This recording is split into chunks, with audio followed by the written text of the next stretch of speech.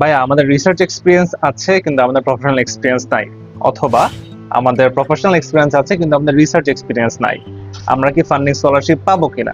এই কোয়েশ্চেনটা আপনাদের অনেকের অনেক কনফিউজিং লাগে, খুবই স্বাভাবিক লাগারই কথা। দ্য পয়েন্ট ইজ যে আমাদের স্কলারশিপ অথবা ফান্ডিং বোর্ড যারা আছে তারা কিন্তু আসলে একটা হলিস্টিক মানে টোটালি কাভার্ড একটা প্রোফাইল ইউজুয়ালি প্রেফার করে। সো হয়তো আপনার যদি দুইটা পাবলিকেশন থাকে কিন্তু আপনার কোনো প্রফেশনাল এক্সপিরিয়েন্স নাই, অন্যদিকে আপনার তো 4 বছর প্রফেশনাল এক্সপিরিয়েন্স আছে কিন্তু আপনার কোনো পাবলিকেশন নাই, অন দ্যাট কেস হয়তো সিমিলার যে একটা পাবলিকেশন এবং 1 বছর প্রফেশনাল এক্সপিরিয়েন্স মানুষটা প্রেফারেন্স পেতেও পারে।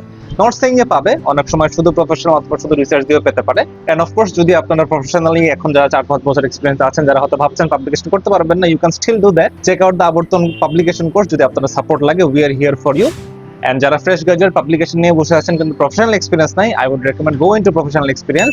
দুটোই রাখার চেষ্টা করেন so that you guys have the all around performance for your funding and scholarship abroad.